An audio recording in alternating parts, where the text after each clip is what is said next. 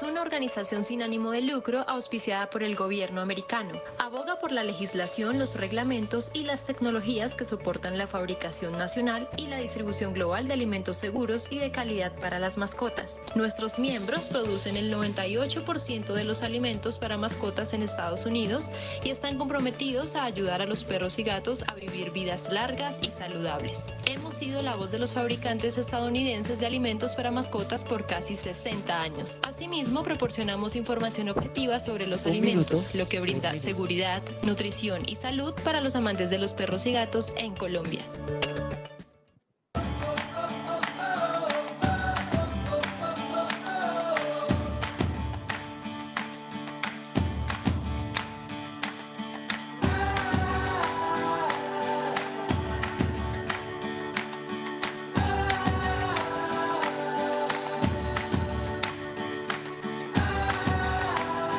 ¿30 segundos?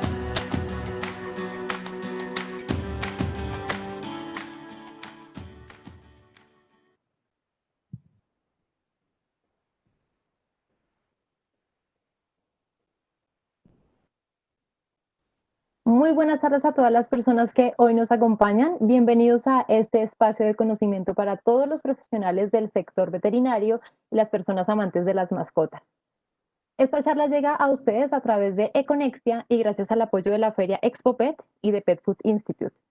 Para aquellos que no conocen Econexia, les cuento que es un sistema digital de conexiones y negocios y es una iniciativa que pretende dar impulso a la reactivación económica del país por medio de una plataforma virtual donde empresarios y emprendedores podrán asistir a las ruedas de negocios, ruedas de inversión, exhibir sus productos y generar conexiones clave. Econexia es posible gracias a una alianza público-privada entre el Ministerio de Comercio, Compra lo Nuestro, Colombia Productiva, Impulsa, ProColombia, Fontur, la Secretaría de Desarrollo Económico, la Alcaldía de Barranquilla, la Cámara de Comercio de Bogotá y Corferias. Hoy, en el marco del ecosistema de estilo de vida y consumo, presentamos este foro Nutrición en Mascotas para la Prevención de Enfermedades, un evento que llega a ustedes gracias a la Feria ExpoPet y a Pet Food Institute. Pet Food Institute, como algunos vieron en el video introductorio, es una organización auspiciada por el gobierno de los Estados Unidos y agremia a los productores de alimento concentrado para que exista una regulación y se tengan todos los cuidados para brindar a nuestras mascotas una vida sana y prolongada. En Colombia, Pet Food Institute busca acercarse a los veterinarios y a los dueños de mascotas para asesorarlos en nutrición, salud y bienestar a través de foros académicos, congresos y diversos espacios como este. Antes de iniciar, les recuerdo a nuestros asistentes que podrán hacernos llegar sus preguntas y comentarios de dos maneras. Uno, para quienes nos acompañan en la sala del evento a través de la plataforma Cisco, pueden hacerlo a través del chat, activando la opción todos los panelistas para que todos podamos leer las preguntas. Y también quienes se conectan a través del Facebook Live podrán dejarnos sus preguntas en la caja de comentarios para leerlas. A todas las personas que se encuentran en la sala del evento en Cisco, les recordamos que para garantizar una mejor experiencia pueden dar doble clic en la pantalla para que puedan ver este foro en pantalla completa. Sin más preámbulo, quiero presentarles a los speakers invitados que hoy nos acompañan por parte de Pet Food Institute. Por una parte, Carlos Cifuentes. Él es médico veterinario de la Universidad de La Salle, tiene un diplomado en neurología y neurocirugía veterinaria y actualmente es director de Animal Health Neurología Veterinaria. Es vocero de Pet Food Institute desde 2014. Y Carolina Martínez es médica veterinaria de la Universidad Nacional, tiene un énfasis en medicina integrativa y en nutrición de pequeños animales y es asesora de Pet Food Institute desde 2019. A ustedes bienvenidos y gracias por este espacio y por estar acá presentes.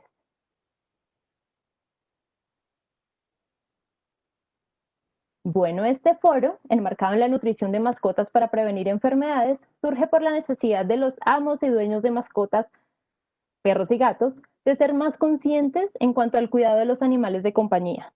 Y esto ha sido parte de esta pandemia que hemos vivido este año. Compartir casi que 24 horas, 7 días de la semana con nuestras mascotas en casa ha generado ciertos cambios de hábitos, de comportamientos que de alguna u otra manera deben haber afectado su forma de alimentación, la manera en que nosotros nos comportamos con ellos. Y el querer consentirlos de pronto dándoles uno que otro bocadito de más, no sabemos si está bien o está mal. Y para eso están nuestros expertos acá, para guiarnos, para responder nuestras dudas y para decirnos cuál es la forma ideal de cuidar y consentir a nuestras mascotas. Así que para empezar, quiero preguntarles cómo puedo determinar si mi mascota está de pronto padeciendo alguna enfermedad. De pronto hay síntomas que yo no puedo ver o notar de manera evidente que de pronto ellos no nos lo hacen saber y es importante tener un control y saber qué hacer en estos casos. Así que, Carlos, bienvenido y por favor cuéntanos cómo desde nuestros hogares, los dueños de mascotas, podemos prevenir enfermedades. Hola Natalia, buenas tardes a todos. Bienvenidos, gracias por estar acá en este espacio. Y claro, es muy importante la pregunta que estás haciendo, es muy común porque algunas veces se incurre en el error de esperar algunos síntomas, algunos cambios que vemos en nuestras mascotas y aquí vamos a ver los principales. Entonces, básicamente, cuando un animal de compañía, ya sea un perro o un gato, está enfermo, lo primero que hace es dejar de comer. La mayoría de veces pierde el apetito, no les interesa acercarse al plato de la comida. Otras veces buscan rincones, buscan lugares aislados de la casa, se achantan prácticamente, pueden dormir todo el día. Ese es uno de los principales signos, pero hay otros importantes que tenemos que tener muy en cuenta. Por ejemplo, el vómito. Muchas mascotas vomitan y algunas veces nos acostumbramos a los vómitos. Decimos, bueno, esto es normal, pero realmente no es normal. Detrás de un vómito hay una infinidad de enfermedades, ¿sí? Que puede estar presentando nuestra mascota. Otros signos que estamos demasiado acostumbrados a observar en ellos es cálculo dental, sarro en la boca o un mal aliento. Entonces nos acostumbramos al mal aliento de las mascotas, decimos, bueno, es una mascota, debe tener mal aliento. No, esto es completamente mito, no es cierto. Entonces, una mascota con mal aliento o con cálculo dental y sarro es representación de enfermedad y hay una enfermedad gingival de las encías. Y ojo con esto, estas inflamaciones pueden generar infecciones sistémicas, es decir, las bacterias pueden ir por el torrente sanguíneo y estas mismas bacterias pueden ir a corazón, a riñón, a vejiga, inclusive hay infecciones urinarias generadas por estas bacterias, también en los huesos, en la columna, en el sistema nervioso central también. Hablando de vómito, también la diarrea, cualquier signo anormal que presente nuestra mascota, es importantísimo no ir al doctor Google, no señores, tenemos que consultar al médico veterinario y el médico veterinario por medio de un examen completo, clínico, determinará la gravedad y diagnosticará obviamente qué es lo que está pasando. Entonces, básicamente es eso, los cambios de comportamiento en las mascotas, cuando dejan de comer, cuando se aíslan, cuando duermen más de lo normal e inclusive cuando tienen comportamientos que no son normales, empiezan a caminar toda la noche o a ladrar más de lo normal o inclusive presentar agresividad, todos estos signos pueden ser manifestaciones de enfermedad en ellos. Entonces, Está diferente porque casi todos estamos en casa, pero hay gatitos que se acostumbran al agua que corre. Entonces les gusta que abramos una llave y van y toman directamente de la llave, pero eso les limita y les restringe mucho la cantidad de líquido que consumen al día. Entonces no deberían depender de nosotros para consumir. Y para esto hay algunas herramientas como fuentes. No le gustan a todos los gatos, pero hay fuentes en las que el agua corre y ellos van y tienen acceso. Pero es tan importante el tema del agua como el tema de la comidita en ellos. Carlos, ¿quieres agregar algo frente a este tema? sí, claro. Cuando, por ejemplo, Caro decía ahorita, la doctora Carolina decía que hay algunos gatos que no toman lo suficiente. Hoy en la mañana nos llegó a consulta precisamente esto, un gatico que no le gusta tomar agua. Entonces les tienen que dar agua con jeringa. Entonces hay varios métodos por los cuales podemos ofrecerles agua a los gatos. A ellos les gusta agua en movimiento, como habías dicho, hay fuentes o directamente de la llave, Pero también la temperatura hay que tener en cuenta. Hay gatos que no les gusta tomar agua fría, completamente fría. Estoy hablando de aquí de la sabana de Bogotá o de climas fríos. Entonces, un método, un truco es darle agua tibia, no caliente porque se pueden quemar. Tibia, tirando a fría, así les gusta bastante. O también podemos colocar gotitas como de aceite de atún, de ese que viene ahí, en una hielera y eso va a generar un olor y un sabor especial para los gatos. Entonces colocamos ese hielo derretido allí y ellos pues va a llamar mucho la atención en esto. Y me parece importante este tema porque vemos muchas familias que hacen restricción de agua a los perros o a los gatos, precisamente para que no se orinen. Eso no está para nada recomendado porque hemos visto después resultados como deshidrataciones severas, enfermedades renales, enfermedades basic de la vejiga, infecciones urinarias y también enfermedades articulares. Recordemos que tanto nosotros como ellos debemos tomar todos los días grandes cantidades de agua para hidratar nuestras articulaciones, los músculos, tener un buen sistema nervioso, un buen sistema inmunológico. Un cuerpo hidratado genera una gran capacidad de tener un estado de salud. Y quería decir algo que se me olvidó en el tema pasado, algo que está sucediendo y que nos hemos dado cuenta. Aquí vamos a ir soltando tips para que la gente nos escuche y tengan en cuenta. Esa es la idea. Sí, claro. Entonces, importantísimo, después de cuarentena y ahorita que se está retomando la actividad, hemos visto mucho estrés, tanto en las familias como en las mascotas. Y este estrés es colectivo, ojo. Si yo estoy estresado, mi mascota va a estar estresada. El estrés es una emoción y esa emoción puede ser generada en forma de ira, de rabia, de miedo, de preocupación. Ahorita hay muchas personas, muchas familias preocupadas, es muy entendible. Y esas mismas emociones se transmiten a las mascotas. ¿Por qué? Porque nosotros estamos en un entorno. Si yo vivo con mi familia, con mi pareja y ella está preocupada, obviamente yo me preocupo. Igualmente pasa con los animales, tal cual. Entonces, cuando las familias están demasiado preocupadas o tienen emociones crónicas que se extienden y que no se pueden manejar, que no se pueden expresar, que se ocultan, esto genera como una irradiación electromagnética y esa irradiación llega a nuestras mascotas. ¿Y qué sucede en el cuerpo de ellos? Crean sustancias en el encéfalo, en el cerebro, que van a distintos órganos diana y expresan la enfermedad.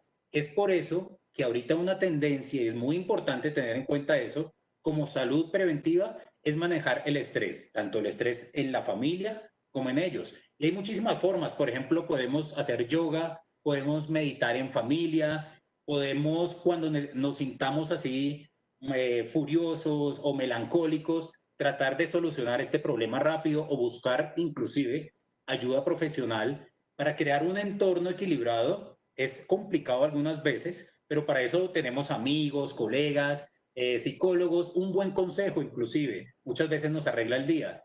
Y esa parte de mantener coherentemente el equilibrio le va a ayudar muchísimo a nuestros animalitos para que no se enfermen. Porque la enfermedad muchas veces tiene que ver con estos cambios emocionales tan crónicos y tan programados que tenemos la mayoría de personas. Entonces la invitación es que manejemos el estrés por medio de esas prácticas, oración, yoga, meditación, hay música también, pueden encontrar en las redes sociales, en YouTube, por ejemplo, hay música relajante para perros, para la familia y recomiendo también tener un espacio de unos 5 o 10 minutos en familia junto a nuestras mascotas para dedicárselo exclusivamente a ellos, pero toda la familia reunido y agradecérselos porque finalmente son nuestros hermanos menores y nuestra misión es protegerlos y darles amor. De acuerdo, y no sé si una práctica que uno también puede empezar como a adquirir, si de pronto no somos dueños de mascotas, que incentivemos mucho a nuestros perros o gatos a hacer ejercicio, es precisamente que ellos también tengan actividad física, porque no solo nosotros debemos, si se presentó una subida de peso en esta cuarentena, bajar o controlarla, sino también ellos. Entonces, ¿qué es lo recomendable, Caro, en este caso, por ejemplo? Para no hacer como un cambio tan drástico de pronto de una mascota que era sedentaria y ahora querer que corra todas las mañanas unas distancias enormes, o mi gato si está en casa, que los gatos normalmente no salen, ¿qué es lo ideal para que ellos hagan actividad física y es alimento que le estamos proporcionando pues tenga como esta regulación también de acuerdo a su peso, a su raza. Claro, eso es súper, súper importante, empezando por el hecho de escoger un animalito en casa. Entonces, cuando hay alguien que todavía no tiene, se debe hacer como un estudio muy concienzudo de la raza que se quiere acoger en la casa o comprar. En muchos casos, la sugerencia de muchos de nosotros es tratar de adoptar, estimular más la adopción y no comprar, pero en el caso de que la persona o la familia quiere una raza, estudiar muy bien porque hay algunas razas de animalitos de perros que son de trabajo. Entonces uno de pronto se enamora como de su físico, pero no es muy consciente de que ellos necesitan muchísima actividad y si no tenemos buenos espacios o buena posibilidad de ofrecerles ese entrenamiento y ese ejercicio, esto se puede disparar en algunas conductas y en algunas ansiedades que serían muy difíciles de controlar a largo plazo. Entonces, esto por un lado hay que tenerlo muy en cuenta. Para los que ya tenemos animalitos en casa, siempre el ejercicio debe incrementarse de manera muy gradual, despacito para no ir a lastimarlos. Tener en cuenta que hay muchos pacientes que son mayores y que tienen problemas articulares. Entonces, en el caso de ellos, ser muy cuidadosos y que todo el ejercicio que tratemos de incentivar no sea de alto impacto, sino más bien como caminatas graduales. Hay que tratar de evitar ese hábito que incluso estaba antes de cuarentena, de sacar a los animalitos solo el domingo a ciclovía a correr. Todo el ejercicio debe ser permanente y gradual. Hay que aprovechar que dentro de las posibilidades para salir, así estuviéramos en cuarentena, siempre tuvimos la opción de sacar a los animales, así fueran espacios cortitos.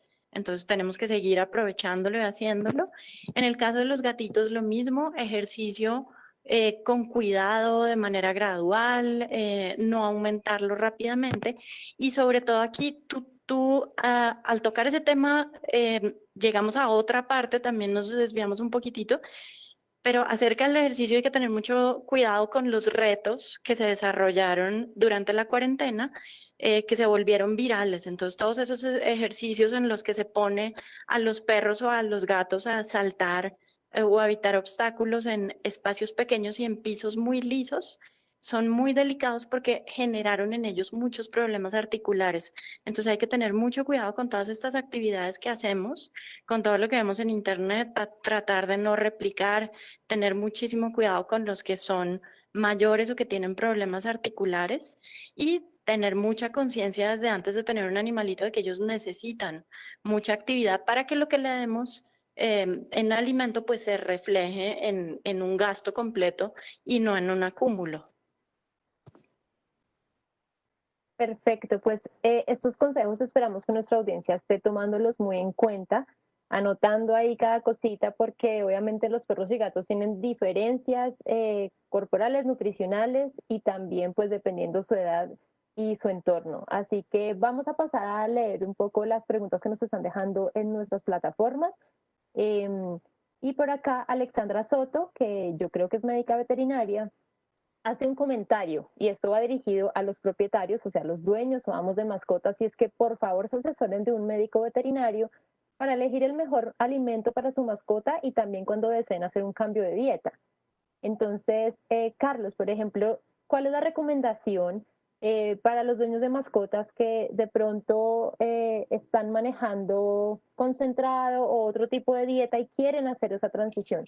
Quieren hacer un cambio, pero no saben cómo, porque lo que no queremos es afectar la salud de nuestras mascotas.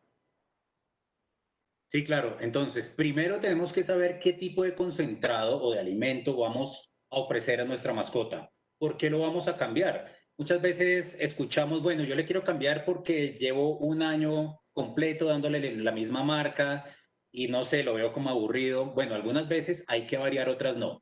Siempre la recomendación es, antes de realizar cualquier cambio, consultar al médico veterinario, porque tenemos que saber el alimento ideal de acuerdo a ese momento, al peso, al estado clínico de ese paciente, a la actividad física que realice, etcétera, y al estado de salud, sobre todo.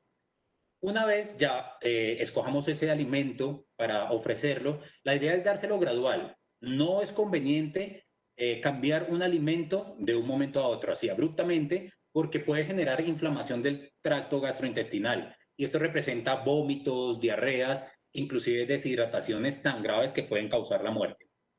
Es importante siempre utilizar la tabla del 25, es un 25%. Entonces, cuando yo tenga el nuevo alimento concentrado, le doy el 25% del nuevo y dejo el 75% del antiguo. Mezclo la ración diaria y se lo ofrezco. Así cada 3 días. Entonces, al tercer día ya doy mitad y mitad de la comida. 3 días después doy 75% del nuevo alimento y dejo el 25% del alimento antiguo y 3 días después ya puedo dar completamente el alimento nuevo. Perfecto. Y bueno, y como siempre, obviamente, las dudas que tengan, recurran al médico veterinario, vayan y de verdad pregúntenle a ellos. Es mejor que preguntarle al amigo, al vecino, a internet, como ya lo había dicho Carlos, a Google, porque hay de todo. Ustedes se pueden encontrar de todo ahí y lo que va a generar es de pronto más confusiones o más dudas. Aquí nos hacen otra pregunta. Vanessa Velázquez nos dice, ¿qué alimentación debo administrar a un perrito que sufre de epilepsia? Es una de las enfermedades que de pronto son más frecuentes, así que Carolina, no sé si quieres responderle esta pregunta. Y claro, es una muy buena pregunta. De hecho, antes de empezar el foro estábamos charlando acerca del tema porque el doc Carlos es neurólogo y él recibe mucho este tipo de preguntas. Ahorita seguramente el doc complementa un poquito mi respuesta. Primero, hay que asesorarse, volvemos y reiteramos lo mismo, con un médico veterinario que sea el tratante. El tema de nutrición en pequeños animales, nosotros los veterinarios no lo manejamos a veces tanto, no hay tantos especialistas o énfasis en esta área, pero es importante que los colegas y que las familias sepan que ya existimos algunas personas que tenemos ese énfasis y que podemos guiarlos como por ese camino. Entonces, primero hay que saber que hay personas que podemos apoyar en ese proceso. Y segundo, lo que tocaría, charlando con el médico veterinario tratante, es tratar de ubicar una etiqueta. Puede ser un alimento de cualquier rama, porque hay diferentes tipos de alimentos, pero básicamente lo que se necesita es que no, sus aditivos no generen mayor irritación sobre el sistema nervioso central, porque muchas veces se trata de controlar, se lleva al veterinario, se le dan medicamentos para las convulsiones, se hacen los exámenes, diagnóstico y todo, pero si se les sigue exponiendo a ciertos químicos tóxicos o aditivos, ellos siguen presentando los signos. Entonces, con el doc Carlos hemos visto en algunos pacientes cuando se les hacen modificaciones de dieta, por lo menos que, digamos que no se retiren, no se quiten del todo los signos, pero sí existen pacientes en los que aumenta el tiempo de presentación entre un evento y otro de las convulsiones. Entonces toca revisar muy bien la etiqueta con el médico tratante, tener siempre bien, tener a su médico de cabecera siempre cerca, hacer un buen diagnóstico y tratar de elegir con algunos criterios los alimentos, porque sí existen posibilidades dentro de todas las opciones que tenemos para alimentación. Perfecto, Carlos, tú desde esa labor día a día y en especial en tu campo, ¿qué nos quieres aportar para el manejo de esta enfermedad de epilepsia?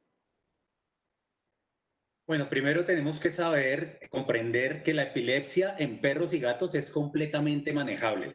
Ya es un mito que no hay nada que hacer, no, siempre hay un tratamiento, por lo cual tengo que entregar toda la disposición a mi mascota que es epiléptica. Entonces, el primer mensaje es la epilepsia siempre va a tener tratamiento. La recomendación es llevarlo a un neurólogo sí, por lo general. Y en cuanto a la alimentación, algo muy importante que tenemos que tener en cuenta es no hacer cambios abruptos de comida. Por ejemplo, si mi perro está comiendo o una dieta especial hecha en casa, cocinada, etcétera, y hay un asado y el fin de semana le ofrecieron carne asada, grasa, papas, etcétera, eso puede generar convulsiones en él y que la epilepsia se agrave. Cuando ofrezco algunos bocados también puede agravar el estado epiléptico de nuestros pacientes.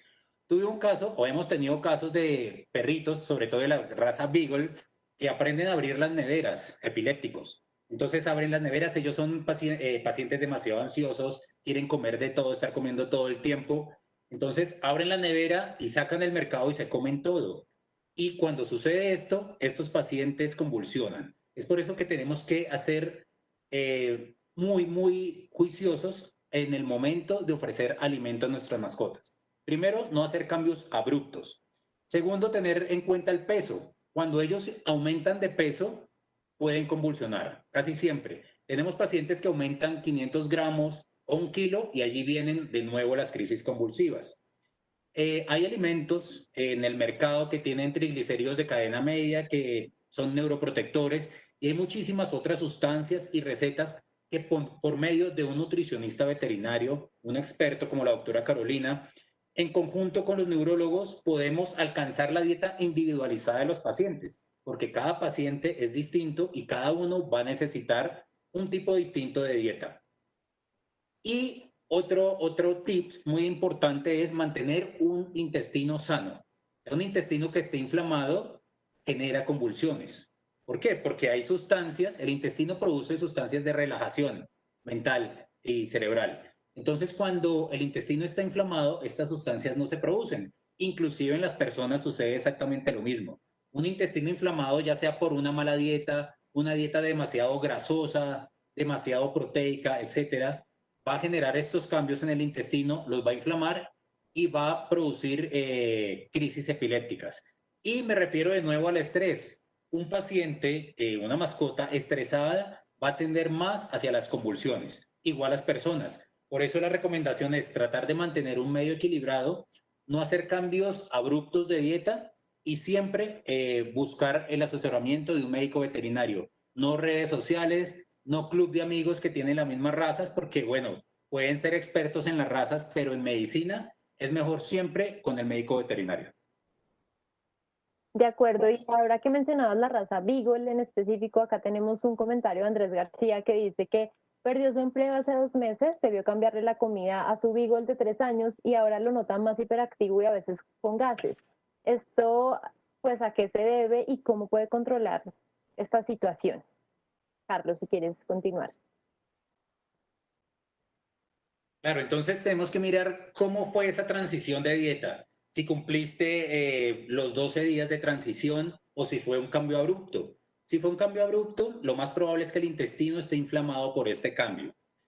La otra opción es que exista una sustancia en el nuevo alimento el cual esté haciendo que ese intestino se inflame. Esa sustancia puede ser una nueva proteína. Si antes le dabas proteína de pollo y ahorita le estás dando carne de res o de pato o de pescado, tienes que mirar muy bien la tabla de ingredientes en el empaque del alimento y allí puedes comparar un alimento con el otro. Si es diferente, entonces la recomendación es que lo lleves al médico veterinario y él te va a recomendar una transición alimenticia, como un periodo de descanso de ese intestino para determinar si es por la proteína o si es por el cambio abrupto de alimento. ¿Qué opinas, doctora Carolina? ¿Sí? Totalmente de acuerdo. Hay que determinar muchas cosas. Decirte fácilmente qué puede ser es muy complejo porque depende de muchas variables. Lo que dice el doc Carlos en lo que insiste en los cambios graduales es importantísimo porque a veces solamente coincide con un cambio, como una decaída del paciente, con un cambio abrupto que nunca se debería hacer así. Siempre lo que dice el doc Carlos también es importantísimo, individualizar cada uno porque eso no se puede generalizar como dentro de los signos asociados a una patología. Hay que tratar de revisar etiquetas que sean similares a la que le venía bien, la que venían utilizando que le venía bien al animalito. No necesariamente lo más costoso es lo mejor para un animal. A veces hay unos que tienen algunos alimentos que tienen un precio un poquito más bajito, que se le ajusta tal vez un poco más a uno en estos momentos de crisis en los que todos estamos pasando como por momentos difíciles, pero todo eso se cuadra es con el médico veterinario de cabecera, porque nosotros somos los que sabemos identificar o leer un poquito mejor las etiquetas y tratar de evitar algunas cosas que pueden ser tóxicas. A veces hay solamente algunos aditivos que son tóxicos para el sistema digestivo, para el intestino, que pueden llegar a derivarnos en estos problemas, más todo un síndrome complejo alrededor de ello, porque hay que entender como que no es solo el intestino, no es solo el cerebro, no es solo el estómago, sino que todo está complejamente relacionado, y del buen funcionamiento de una cosa depende todo el buen funcionamiento del resto. Ahora, Gracias. yo opino que, bueno, ahorita estamos hablando únicamente de la transición de alimentos, el tipo, pero los gases en el intestino también tienen que ver con las costumbres que las mascotas tengan, sobre todo los beagle y razas así como el golden retriever, el labrador, que son hiperactivos y que pueden ir por la calle y ven algo y se lo comen de una. Entonces, esos pacientes que empiezan a comer cositas inflama el intestino también. Entonces, tenemos que mirar también qué está pasando en el entorno. O algo como parásitos intestinales pueden causar molestias, baja de apetito, gases, flatulencias, etcétera. Por lo tanto, y por eso concordamos con Nate y con Carolina, que siempre antes de realizar cualquier cambio o dar algún medicamento o inclusive desparasitarlo, siempre tenemos que consultar al médico veterinario. Siempre, ante cualquier duda, inquietud. Y acá, por ejemplo, Alejandra Laverde nos dice que su perrita, Albina, parece ser alérgica a todo. ¿Qué alimentación es recomendable para una perrita que, así en términos generales, con este comentario, podría realmente estar despertando como una alergia o una reacción extraña ante cualquier tipo de alimento? ¿Eso es posible? Carolina. Claro, primero hay que tratar de hacer un diagnóstico correcto, aunque eso a veces es un poquito complejo, porque hay alergias y hay sensibilidades alimentarias que son diferentes. Entonces, la alergia además tiene dos presentaciones, una que es inmediata y una que es tardía, y eso depende de una inmunoglobulina, que es la que define si esa alergia se da ya mismo después del consumo o se puede dar una semana después. Entonces, primero hay que tratar de identificar si es alergia o si es sensibilidad. La sensibilidad a algunos alimentos se parece a la alergia tardía porque se presenta unos días después. Hay algunas pruebas específicas en las que se puede sacar sangre, mandar sangre. Estas pruebas se hacen en Europa, y ellos nos determinan a qué alimentos o a qué sustancias o sustancias ambientales, sobre todo, el animalito está haciendo la reacción. Entonces, con eso uno determina qué cosas o a qué cosas no debería estar expuesto y qué otras no le generan como una sensibilidad o una reacción fuerte. Si uno no tiene la posibilidad de hacer esas pruebas, porque son un poquito costosas, se hacen pruebas de restricción. Entonces, casi siempre se pasa uno a dietas frescas para poder hacer la restricción. Y en el caso de la dieta fresca es utilizar muy pocos elementos, entonces digamos una sola proteína, un solo carbohidrato, una sola verdura. Y la idea es que este alimento se dé de 8 a 12 semanas, al cabo de las cuales uno empieza a hacer pequeñas variaciones. Y con esos cambios y con la observación más o menos podríamos identificar a qué se está haciendo la reacción. Pero este tema de alergias es un poquito difícil. Sin embargo, sí existen algunos alimentos específicos que le apuntan a estas alergias, porque una vez uno más o menos identifica con su veterinario qué es lo que les está generando la reacción, alimentos que tienen, o sea, aquí hay mucha tecnología en la fabricación de alimentos, y hay algunas proteínas que son proteínas hidrolizadas que permiten como que su respuesta y su digestión sea mucho más eficiente y efectiva, y sea mucho menos frecuente que ellos generen estas reacciones. Las reacciones o las alergias también se pueden dar no solamente a las proteínas, sin embargo, a las proteínas se puede dar. Yo conozco pacientes, un perrito conozco que no puede consumir ninguna proteína de origen animal, es muy raro porque ellos son carnívoros y vienen hechos para eso, pero conozco uno al que le pasó eso. Entonces uno puede ubicar una fuente de proteína de origen vegetal o algunas otras como para hacer una dieta adecuada. Pero también algunos cereales pueden generar reacciones. El gluten del trigo sobre todo genera muchas reacciones, o los restos de agroquímicos de esos cereales que se utilizan para la manufactura del alimento también pueden generar muchas reacciones. Entonces, La respuesta es compleja porque es un tema muy complejo y es muy difícil saber, pero igual que las personas, sí existe la posibilidad de que un animalito sea alérgico a muchas cosas y eso está relacionado con un intestino en general que no está en buen estado desde siempre. Gracias, Carolina. Aquí hay una pregunta para Carlos que hace Juliet Velázquez y es que ella tiene un perro muy viejito, fue diagnosticado por un neurólogo con síndrome de disfunción cognitiva senil. ¿Qué alimentación es ideal para él o para estos perritos que sufren de esta enfermedad? Bueno, el síndrome de disfunción cognitiva es algo parecido al Alzheimer en humanos. Hay cambios degenerativos a medida que va pasando el tiempo. Ellos van perdiendo como el reconocimiento del entorno. A veces timbran la puerta y ya no les llama la atención salir a ladrar, salir a saludar. A veces olvidan el sitio donde hacen donde defecan, donde orinan, etcétera. Van perdiendo como la noción del tiempo, del espacio y estas costumbres. Y cada vez es más común encontrar este síndrome en clínica. Entonces, lo primero es un buen diagnóstico, porque se puede confundir con muchas otras cosas, con dolor, con tumores, inclusive a veces se confunde con crisis epilépticas. Es un buen diagnóstico. Una vez tengamos este diagnóstico y lo que estamos hablando, y parece coincidencia, es el intestino. Tenemos que tener un intestino muy limpio, muy sano y desinflamado, porque la inflamación del intestino, tanto en pacientes con Alzheimer como con síndrome de disfunción cognitiva senil, empeora el cuadro. Entonces, tenemos que tener una dieta con un tipo de proteína altamente digestible. Tenemos que tener lo que hablábamos también, triglicéridos de cadena media. En el mercado encontramos alimentos comerciales exclusivos para pacientes epilépticos o para pacientes con síndrome de disfunción cognitiva senil. Pero también tenemos que trabajar de la mano con nutricionistas veterinarios, con expertos. Entonces, muchas veces tengo un paciente, lo remito a Carolina.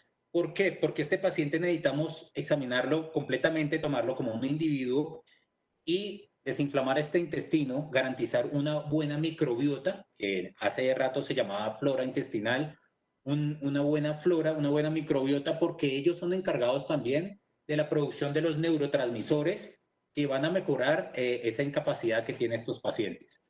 Además de una buena nutrición, ¿sí? A base de triglicéridos de cadena media, de proteínas altamente digestibles, tenemos que tener en cuenta el entorno. Y para estos pacientes es importantísimo, por ejemplo, el uso de aceites esenciales. El aceite de lavanda es muy bueno tanto para pacientes con síndrome de disfunción cognitiva senil como para pacientes epilépticos. Bueno, ahorita hay unos estudios también con cannabis medicinal, estamos haciendo también para esto.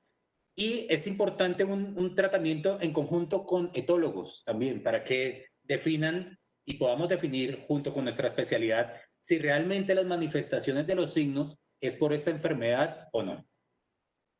Siempre, de todas formas, consultar al médico veterinario, pero tener en cuenta que esta enfermedad requiere de mucho cuidado, de mucho amor, porque es el momento de agradecerles a ellos todo lo que han compartido con nosotros y de cuidarlos. Un buen control y un diagnóstico rápido puede generar muchos años más de vida, con buena calidad sobre todo. Perfecto, bueno, nos siguen llegando muchas preguntas en nuestros chats. Carolina, ¿quieres decir algo? Ahí te puedo complementar, sí, un poquitito. Aquí eso, para complementar lo que dijo el doc Carlos, que es absolutamente, estoy completamente de acuerdo. Hay veterinarios especialistas que trabajan con estos animalitos que ya están como en sus últimos años de vida.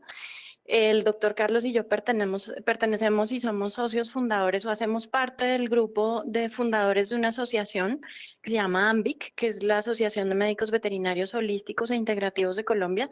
Entonces aquí se encuentran muchos profesionales que ofrecen todas estas ramas de terapias para soportar estos pacientes que necesitan tanto apoyo.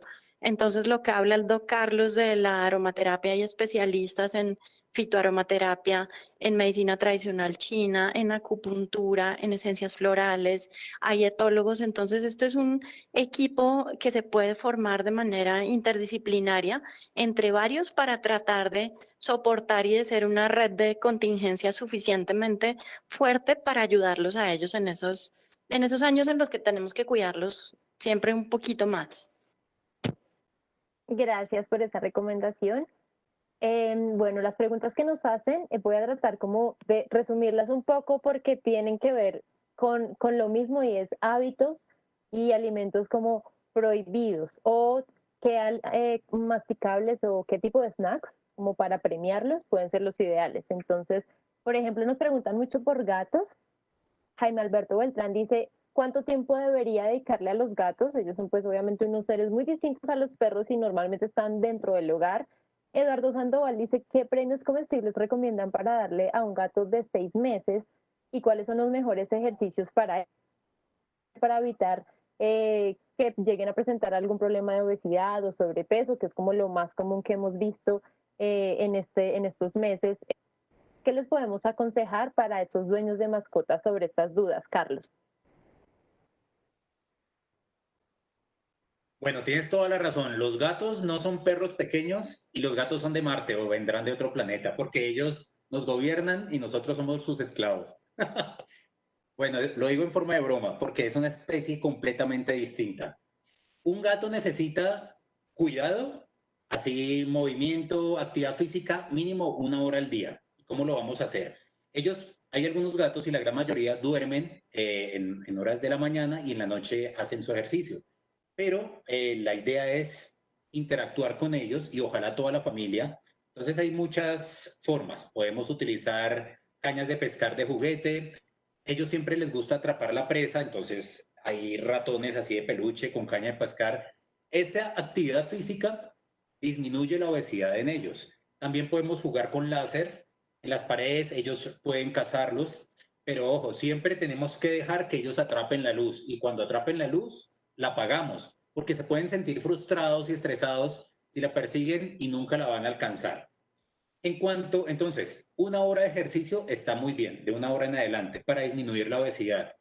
Hay alimentos también para ellos que disminuyen la tendencia a la obesidad, sobre todo gatos castrados y hembras castradas, porque cuando se castran disminuye el metabolismo y no va a ser lo mismo, no va a aprovechar los nutrientes igual que un gato entero.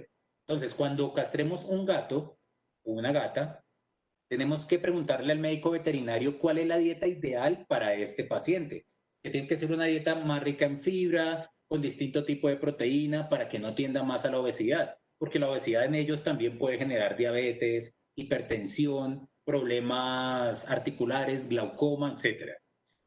En cuanto a los bocados, siempre recomiendo se puede dar algunas frutas como papaya, a algunos les gusta, o carne húmeda. A ellos les fascina la carne húmeda, entonces podemos dar 3 veces al día de la carne que nos recomiende el médico veterinario. Hay muchísimas en el mercado, hay muchas muy buenas, inclusive la carne húmeda que uno consigue en el mercado también se tiene que individualizar. Según la actividad del gato, el peso, el estado de salud, formulamos el tipo de lata de carne húmeda. Y esto durante el día les va a agradar bastante. Lo que hablábamos ahorita también, la forma de dar el agua en fuente, en cubos de hielo, etcétera. Eso es básicamente los consejos para los gatos. Gracias. Y respondiste algo importante porque acá nos preguntaban precisamente sobre una gata después de la esterilización que está más agresiva y tiene cambios en su pelo, se le ve como por capas. ¿A qué se puede deber? ¿Hay alguna manera de que la nutrición esté influyendo en esto o que con la nutrición, con una buena alimentación, se pueda corregir de pronto este síntoma que se está presentando, Carolina? Claro, aquí habría que hacer un abordaje integrativo porque hay que determinar desde el médico general si ese pelaje está afectado por alguna carencia.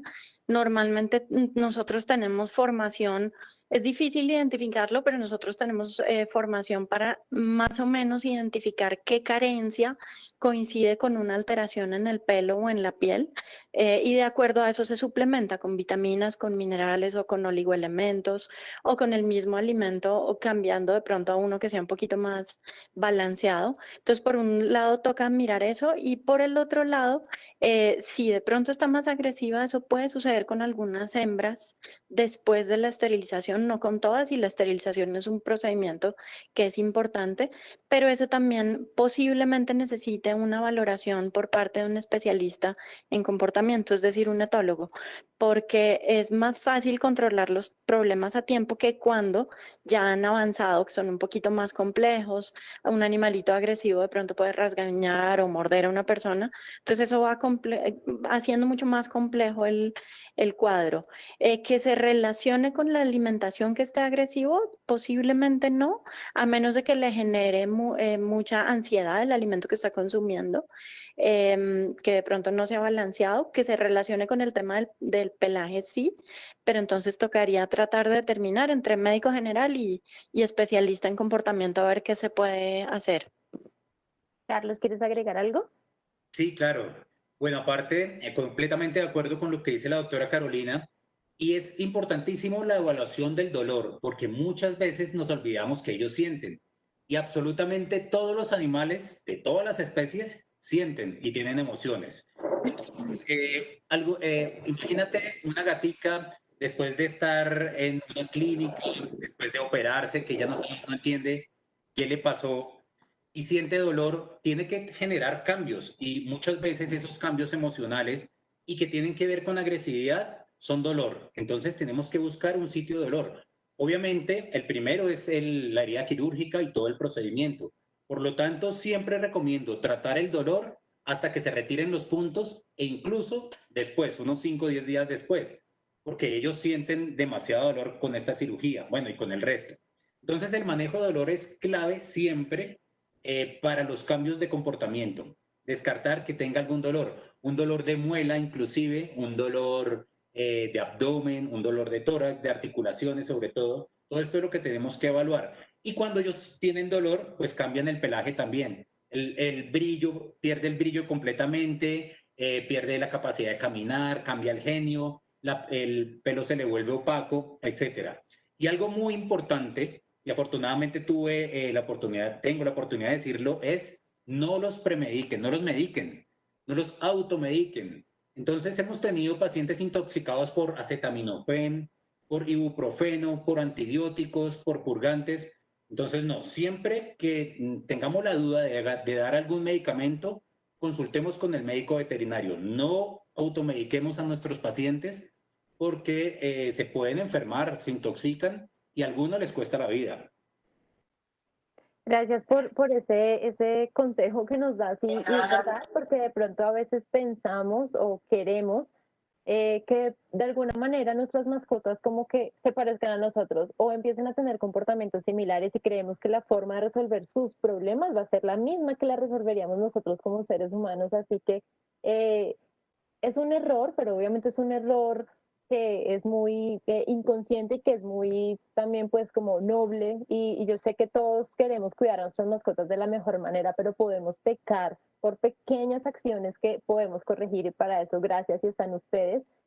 Hay una conducta, tiene que ver con conducta, pero también pues es sobre la alimentación y es muy común, nos la hace, por ejemplo, Laura Marcela Ramírez se refiere a gatos que ella tiene 3 gatos, dice que les da las 3 veces comida 3 veces al día, pero aún así piden y piden comida y parece que no quedarán llenos. Y esto también lo presenta una perrita que nos cuentan acá, Sandra Pajarito, dice que su perra pues come, toma agua normal, sale 1 hora al día a caminar y aún así le gusta comer y le gusta buscar basura. ¿Por qué pasa esto? Carlos o Carolina, cualquiera de los dos.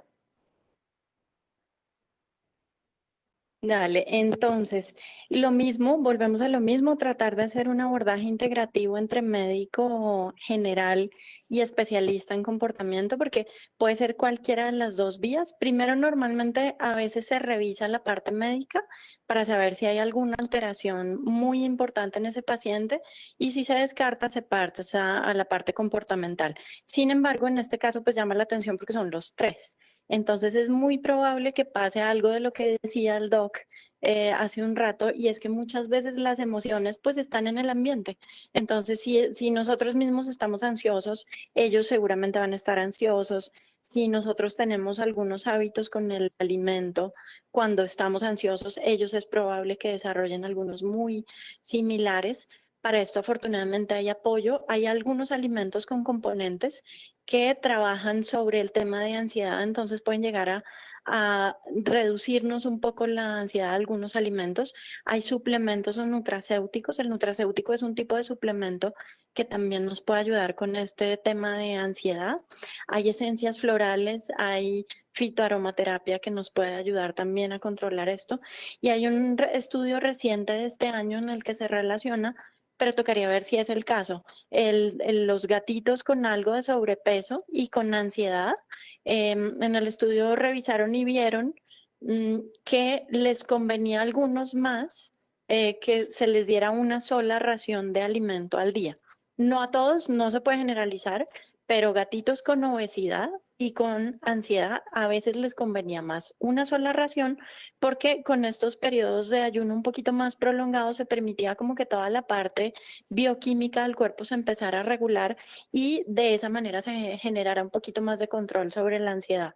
Esto, vuelvo y repito, no se puede aplicar a todos, pero hay que tratar de hablar con el médico veterinario para indagar, a ver sobre qué o qué puede estar produciendo eso, revisar el alimento, revisar la etiqueta, porque hay algunos que les generan más ansiedad por los componentes que tienen, y mirar a ver en la casa qué está pasando, si tienen actividad, si tienen ejercicio, si el espacio está suficientemente gatificado, si hay mucha ansiedad en el ambiente. Aquí toca abordarlo de una manera muy integrativa.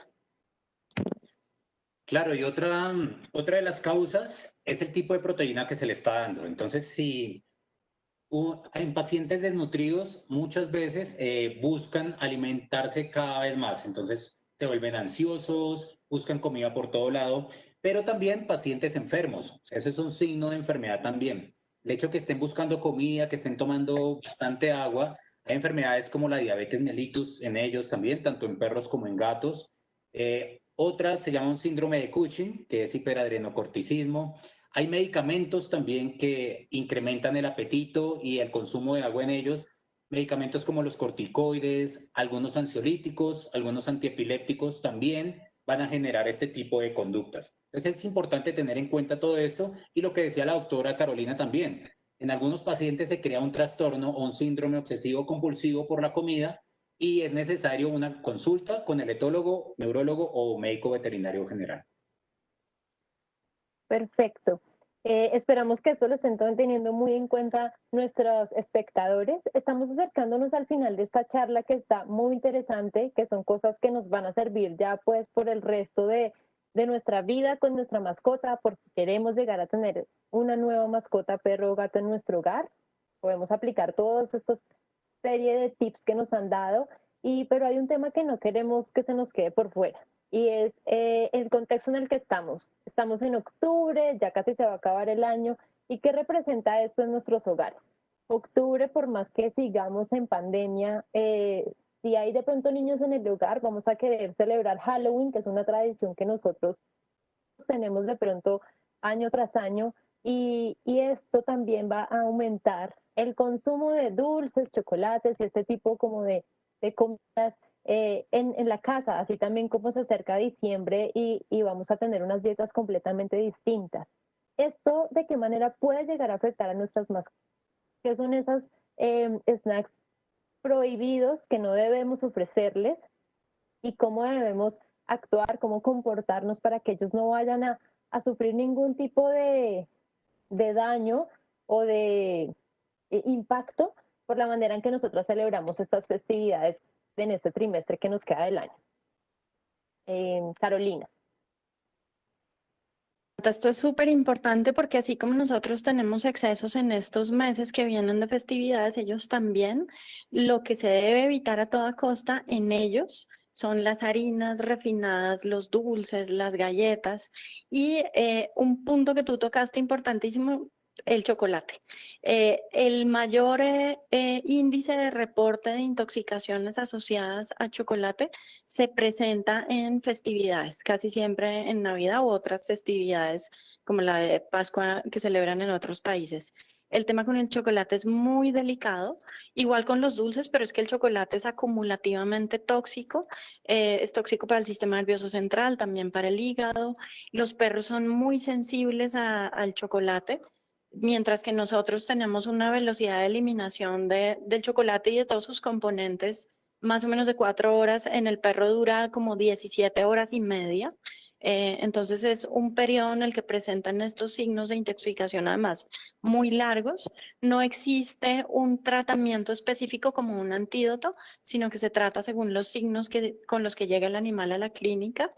Y es altísimamente tóxico y es acumulativo. Entonces esto pasa en muchas casas, como que siempre les ofrecen un poquito de chocolate remojado con pan al desayuno, y estos animales terminan teniendo problemas hepáticos muy delicados. O en estas festividades, pedacitos de chocolate. Un pedacito pequeño podría no generar un efecto inmediato, pero sí este acumulativo tóxico. Esto puede presentar signos neurológicos, convulsiones, temblores, taquicardia. El chocolate, además del componente tóxico que sería la teobromina, tiene cafeína también, que no viene en tan alta cantidad, pero también genera muchos de estos síntomas en el sistema nervioso central. Entonces aquí es importantísimo que se tenga mucho cuidado al respecto y que no se dé nada de estas cosas, porque es una intoxicación muy delicada y muy grave la del chocolate. Bueno, y además del chocolate, en esta época llegan a las clínicas también pacientes intoxicados con chicles. Los chicles tienen una sustancia que se llama xiliol y esa sustancia es hipoglicemiante, es decir, genera unas bajas de azúcar en sangre en ellos. Por lo tanto, debemos evitar el chicle al máximo con las mascotas. No debemos darle alcohol tampoco, que pueden deshidratar y genera signos neurológicos graves. En las casas en donde estén acostumbrados a sacar la calabaza con la vela, tenemos que tener mucho cuidado, porque la calabaza, a los perros les gusta mucho ese olor y se las puede comer toda, tanto que puede generar una sobrecarga gástrica y después toca hacer lavados gástricos, hospitalizarlos, etc. A los gatos también les gusta lamer un poco este tipo de comidas, ¿no? Como la uyama, como este tipo de Sí, vegetales, claro. ¿no? Claro, claro. Bueno, las calabazas son distintas a las auyamas aquí en Colombia. Entonces, las auyamas son tóxicas para ellos. La auyama en algunos pacientes, en algunos perros, produce parálisis de las piernas. Entonces no caminan y pues toca hacer un tratamiento en clínica adicional. Otra recomendación es traten de no disfrazarlos, pero si los quieren disfrazar, busquen un disfraz que no sea que no los abrigue tanto, que no se les aumente tanto la temperatura porque puede generar golpes de calor. O algunas mascotas se estresan con el disfraz. La recomendación es días antes, colóquenlo, miren a ver cómo se comporta con el disfraz y si no les gusta, definitivamente no se los coloquen. Tampoco es recomendable pintar el pelo de los perros ni de los gatos. No los tinturen, no los pinten, porque este tinte, esta sustancia puede irritar demasiado la piel y generar posteriormente algunas alergias. Esos son básicamente algunos consejos para Halloween. Y para diciembre no les vayan a dar uvas, porque las uvas les pueden producir insuficiencia renal y son súper tóxicas para ellos. Bueno, buen consejo porque hay cosas que uno realmente desconoce. Teniendo en cuenta esto que no debemos hacer, las comidas o bocados que debemos prohibir, entonces, ¿qué sería lo ideal o cuáles son esos snacks o comestibles ideales, tanto para perros o para gatos, que sí podríamos proporcionarles?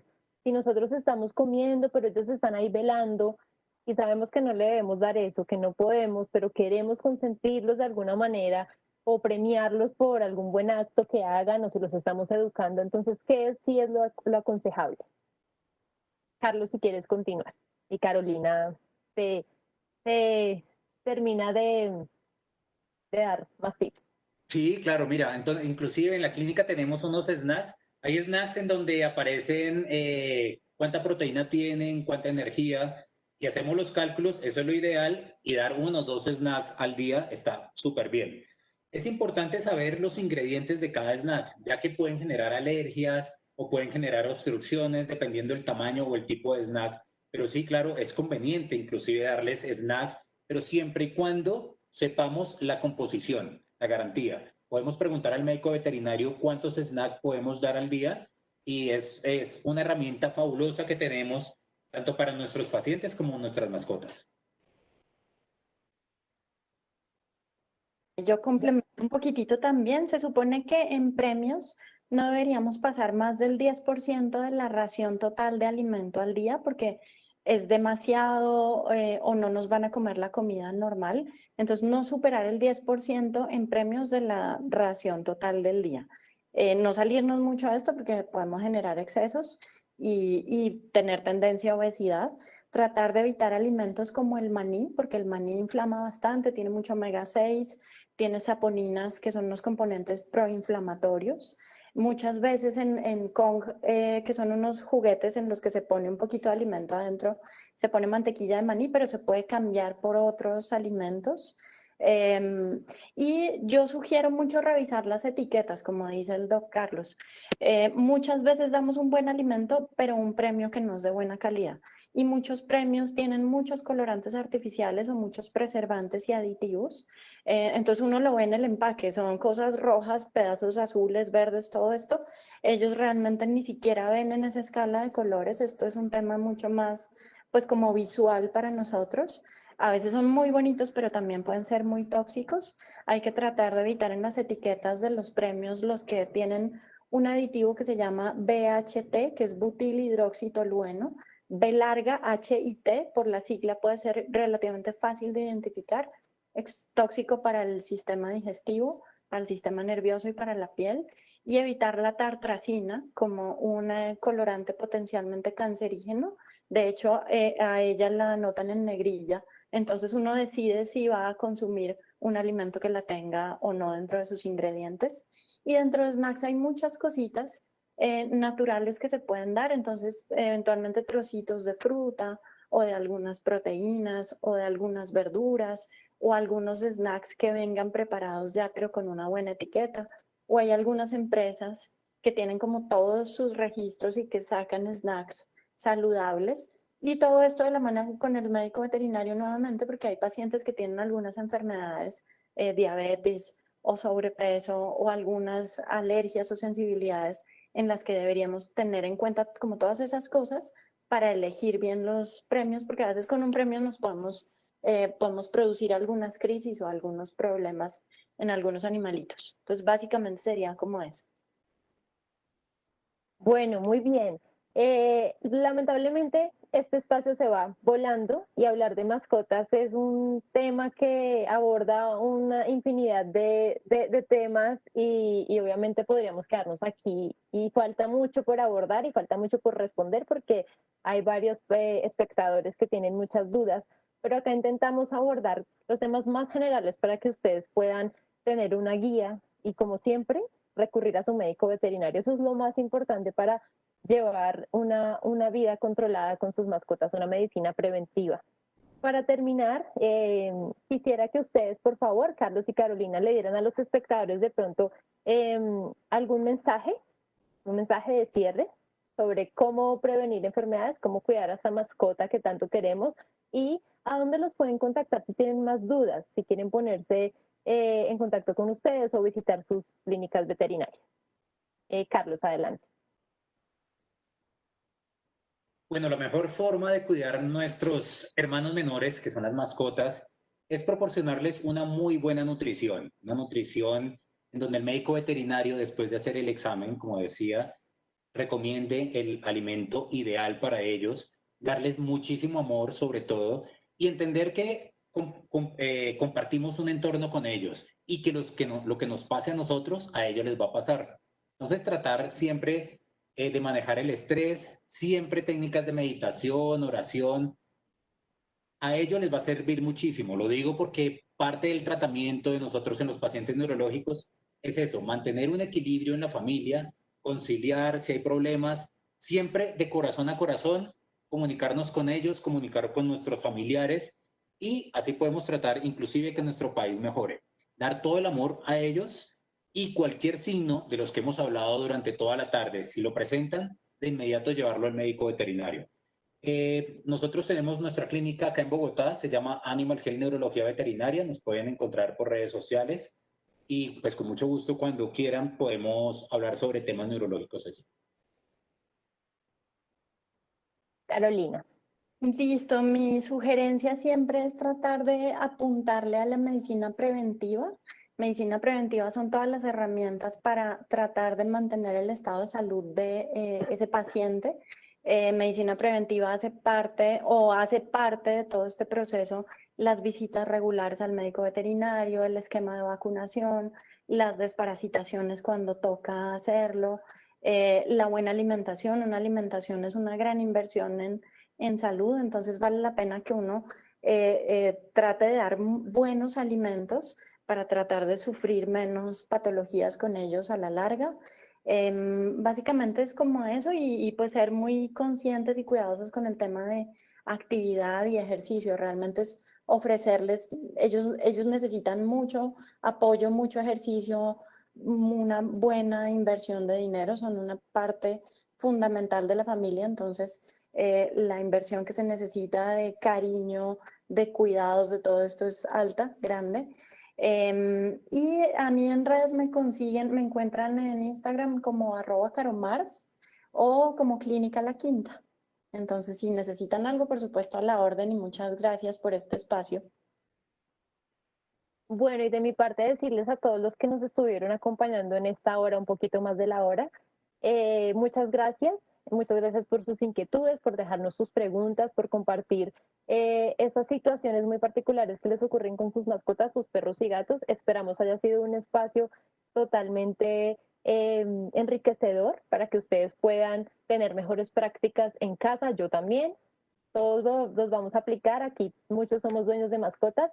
Y por último, la invitación es que conozcan más de Pet Food Institute. Nos pueden seguir en nuestras redes sociales, Instagram y Facebook, @copetfood, y también en nuestra página web pficolombia.com.co. Ahí van a encontrar un montón de información acerca de nutrición, salud y bienestar para perros y gatos. Muchísimas gracias. Nuevamente gracias a Econexia por este espacio, a la Feria ExpoPet de Corferias, y nos vemos en una próxima ocasión, ojalá muy pronto, y ojalá de manera presencial.